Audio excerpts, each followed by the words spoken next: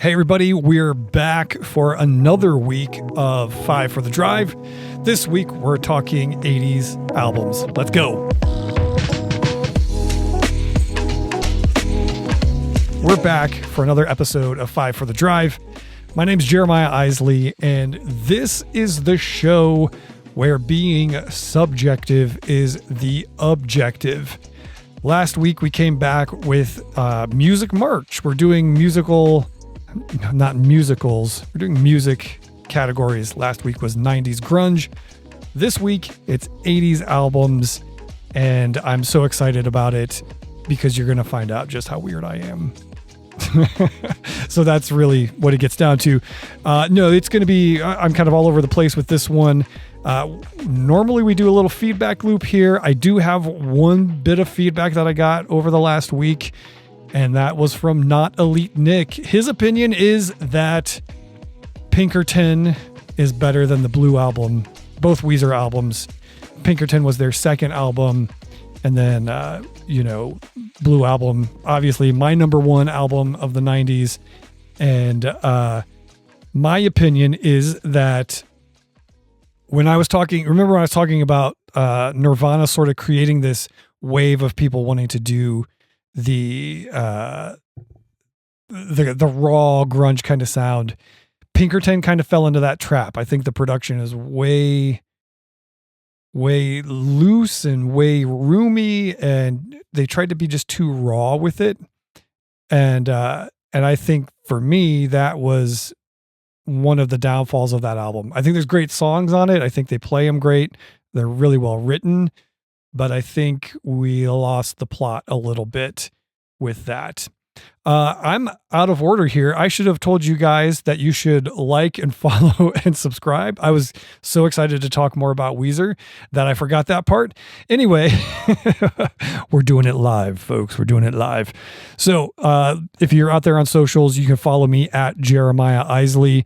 And of course, you can subscribe wherever you're listening to or watching this right now. You see me gesturing towards the camera because you're watching, and it's cool. But anyway, so please do that. 5 stars are always great. Reviews are even better as long as they accompany a 5-star rating. I mean, if you want to give me 1 stars for making a free podcast in my spare time, go ahead and roast me. It's fine. I'm a big boy. I can handle it.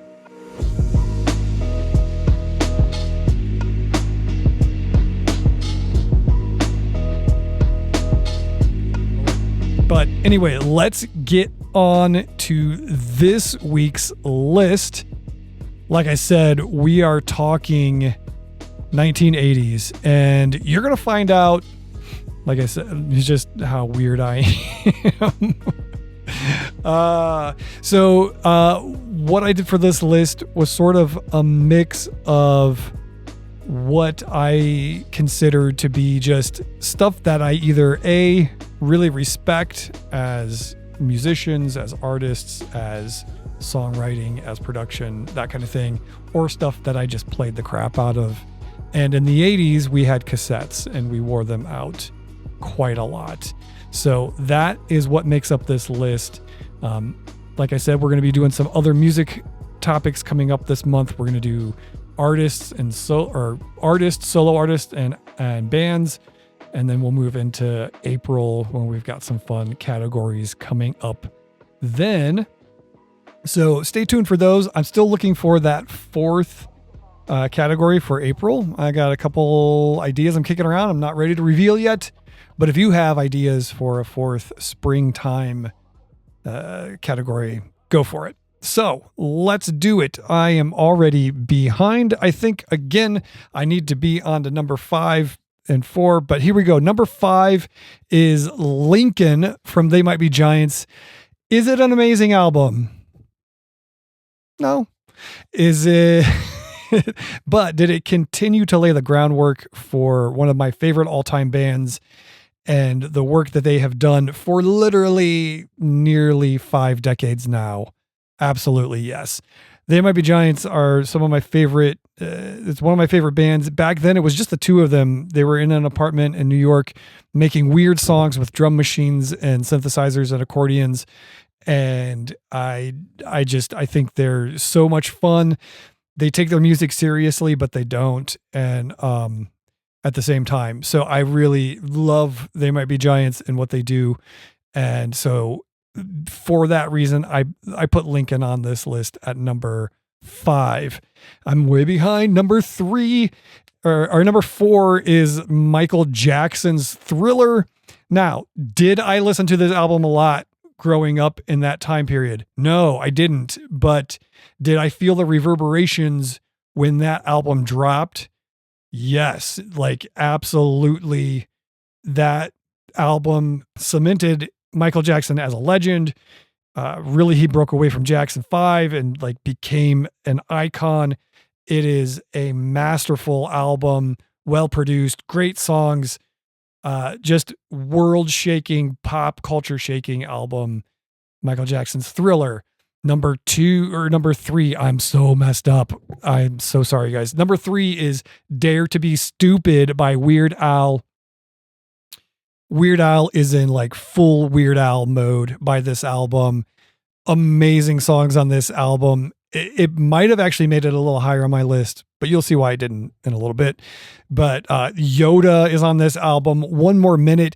There were really some of his original songs that weren't parodies that started to become hits off of this album that I think is why it's such a great album. Slime Creatures from Outer Space is one of my favorite all times from him. And again, he's just Weird Al-ing at a high level at this point.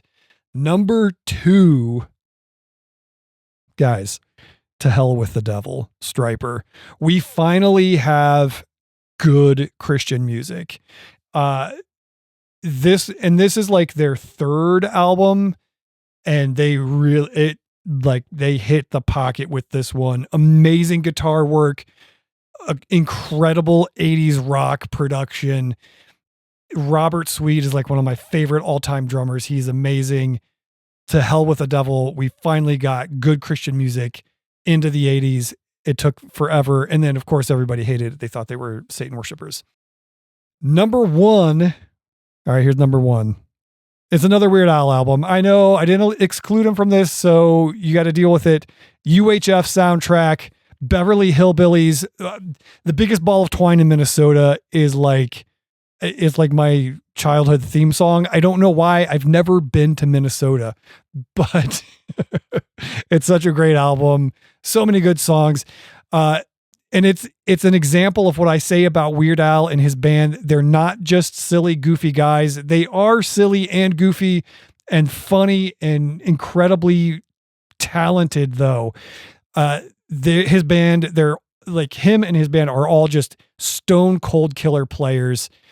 Mark Knopfler, when they did the Beverly Hillbillies, which is a Dire Straits MTV, I Want My MTV, why can't I think of the real name?